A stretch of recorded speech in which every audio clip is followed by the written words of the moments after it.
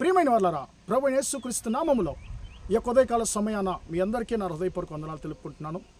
ఈ రోజంతా కూడా మీరు చేయవ అన్ని విషయాల్లో దేవుని హస్తము మీకు తోడయుండి మీకు జయాన్ని కలుగుజేయునుగాక. ప్రభు యేసుక్రీస్తు యొక్క శిలువ మరణం అనేటువంటి అంశం మీద మనము దేవుని యొక్క వాక్యాన్ని ధ్యానించుకుంటూ వస్తున్నామండి. ఈరోజు 29వ రోజు మనం దేవుని యొక్క వాక్యాన్ని ధ్యానించుకోబోతున్నాము. ఈరోజు మనం ధ్యానించుకోబోయేటువంటి అంశం ఏంటంటే ముండ్ల కిరీటము అనేటువంటి అంశం మీద మనం ఈరోజు దేవుని యొక్క వాక్యాన్ని ధ్యానించుకోబోతున్నామండి. యోహాను సువార్త 19వ అధ్యాయము 2వ వచనం మనం చదువుతున్నాము. యేసుక్రీస్తు యొక్క తల మీద ఆ యొక్క రోమ సైనికులు ముండ్ల కిరీటాన్ని అల్లి ఆయన యొక్క శిరస్సు మీద పెట్టినట్లుగా మనం గమనిస్తున్నామండి. ప్రియమైన ఎందుకు ఈ ముండ్ల కిరీటం ఆయన తల మీద పెట్టబడింది? పెట్టిన వారు ఎవరంటే అంతర్జాతీయ పోలీసులు, ఇంటర్నేషనల్ పోలీస్ వాళ్ళు, రోమ సైనికులు. అంటే ఆ రోజుల్లో లోకాన్నంతా ఏలుబడి చేసింది ఎవరంటే ఈ రోమీలే. కాబట్టి ఆ రోమ సైనికులకి ఆ రోజుల్లో లోకంలో ఉన్నటువంటి అన్ని దేశాల్లో వారికి అధికారం ఉన్నది. అప్పుడు వీళ్ళు ఎవరంటే అంతర్జాతీయ పోలీసులు. వీళ్ళు వేరే మామూలు వ్యక్తులు కాదు. ఈ అంతర్జాతీయ పోలీసులు ప్రభు యేసుక్రీస్తు యొక్క తల మీద ముండ్లతో కిరీటాన్ని అల్లి ఆయన యొక్క తల మీద వాడు పెట్టేది మనం గమనిస్తున్నాం. ఎందుకు పెట్టాలి? ఈ ముళ్ళు అనేటువంటి మాట గ్రీక్లో ప్రియమిదిరా అహంత అని చెప్పబడుతుందండి. ఈ అహంత అనేటువంటి మాట శాపానికి సాదృశ్యంగా ఉంది. శాపానికి గుర్తుగా చెప్పబడేటువంటి మాట ఈ అహంత అనేటువంటి మాట. ప్రియమిదిరా ఈ ముళ్ళు అన్నా కూడా శాపానికి సాదృశ్యమే అండి.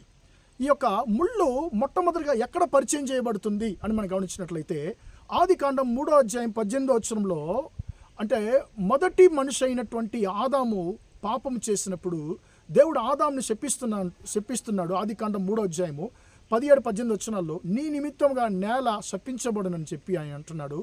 అది నీకు ముళ్ళుని మొలిపించును అనే ముళ్ళ తుప్పలను నీకు మొలిపించును, ముళ్ళ తుప్పలను అది నీకు మొలిపించును అనేటువంటి మాటను అక్కడ చదువుతున్నాం ప్రియులారా.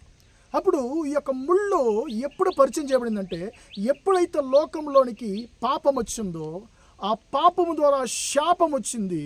ఆ శాపానికి సాదృశ్యంగా ఈ యొక్క ముళ్ళు మొట్టమొదటిగా దేవుడిని యెహోవా ద్వారా పరిచయం చేయబడుతుంది.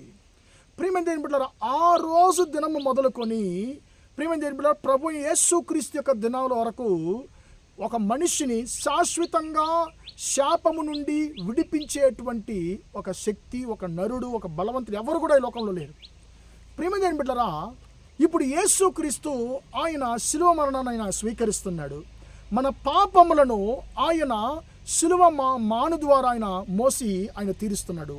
మన శాపములను ఈ యొక్క ముళ్ళ కిరీటము ద్వారా ఆయన అన్నిటినీ భరించి ఆ యొక్క శాపాన్ని శాశ్వతంగా మన జీవితాన్ని నుంచి తొలగిస్తున్నాడు. ప్రియమైన బిడ్డలారా, ఈ యొక్క ముళ్ళు యేసుక్రీస్తు యొక్క తల మీద పెట్టబడినటువంటి యొక్క ముళ్ళు ఇంగ్లీష్లో ఫినోక్రిస్టీ అని చెప్పబడుతుందండి. చెప్పబడుతుంది. ఈ యొక్క ముళ్ళు యొక్క పొడుగు మీరు చూసారంటే దాదాపు 6 ఇంచెస్ 6 ఇంచెస్ ఉంది. 6 ఇంచెస్ గలటువంటి ముళ్ళు, దాదాపు 15 ముళ్ళు యేసుక్రీస్తు యొక్క తలలో అవి దిగినట్లుగా యొక్క చరిత్ర చెప్తుందండి, రీసెర్చ్ చెప్తుంది. దాదాపు అవి ఒక్కసారి మనకు వేళ్ళలో గుచ్చుకున్నంత, దాదాపు ఈ చిన్న వేళ్ళలో ఆ ముళ్ళు ఒక్కసారి లైట్గా గుచ్చుకుంటే ఇక్కడి నుండి దాదాపు షోల్డర్ వరకు ఒక 3-4 దినాల వరకు ఆ యొక్క నొప్పి భయంకరంగా ఉంటుంది. అంత ఘోరమైన విషం కలిగినటువంటి ఒక ముళ్ళు, ఆ యొక్క ముళ్ళు పాయిజన్ ముళ్ళు అని చెప్పి దాని గురించి చెప్తున్నానండి. ప్రియమైన ఏంటంటారా, ఆ యొక్క అలాంటి ఒక్కటి కాదండి, దాదాపు 15 ముళ్ళతో చేయబడినటువంటి ఒక ముళ్ళ కిరీటము యేసయ్య మీద, ఆయన శిరస్సు మీద ఉంచబడింది. అది భయంకరమైనటువంటి పాయిజన్ గల ఒక ముళ్ళండి. ప్రియమైన దేవుని బిడ్డలారా, యేసయ్య ఎందుకు తన శిరస్సులో ముండ్ల కిరీటం ధరించుకున్నాడంటే నీ శాపాన్ని, నా శాపాన్ని ఆయన శాశ్వతంగా తొలగించి మన శాపములు ఆశీర్వాదంగా మార్చడానికి ఆయన తన శిరస్సు మీద ముండ్ల కిరీటాన్ని ధరించుకున్నాడు. ప్రియమైన దేవుని బిడ్డలారా, మనుషులు ఏదో డబ్బు సహాయం చేస్తారు కానీ యేసయ్య ఆయన ఏం చేశారంటే మన జీవితంలో మన పాపాలను క్షమించడం మాత్రం కాదు, మన శాపాలని మన ఆశీర్వాదానికి అడ్డుబండలుగా ఉండేటువంటి ప్రతి ఒక్క శాపమును ఆయన తన తలలో ఆయన ధరించుకున్నటువంటి ముళ్ళ కిరీటం ద్వారా ఆ శాపాన్ని కూల్చివేశాడు. ప్రేమ దేవుని బిడ్డలారా, ఇంతవరకు నిన్ను వెంటాడుతున్న ప్రతి ఒక్క శాపాన్ని యేసుక్రీస్తు ఆయన కల్వరి సిలువలో ఆయన తొలగించాడని చెప్పి యేసయ్య నీకు ఈ ఉదయకాల సమయంలో జ్ఞాపకపరుస్తున్నాడు. నా కుమారుడు, నా కుమార్తె, నీ శాపాన్నంతా కూడా నేను తొలగించేశాను. ఇక నీ జీవితంలో శాపం లేదు, ఇక నీ జీవితంలో ఏ యొక్క బాణసక్రియ లేదని చెప్పి యేసయ్య నీతో మాట్లాడుతున్నాడు. మన శాపాన్ని తొలగించినటువంటి యేసయ్యకు మన జీవితాన్ని అప్పగిద్దాం. ప్రార్థన చేద్దాం. ప్రేమగల మా తండ్రి, దయగల దేవా, ఇంతవరకు మాటలు విన్న తండ్రి, నీ బిడ్డల్ని దీవించి ఆశీర్వదించండి అయ్యా. తండ్రి, మా శాపాలను భరించడానికి నీ తల్లో తండ్రి ముండ్ల కిరీటం ధరించుకున్నటువంటి దేవుడు అయ్యా.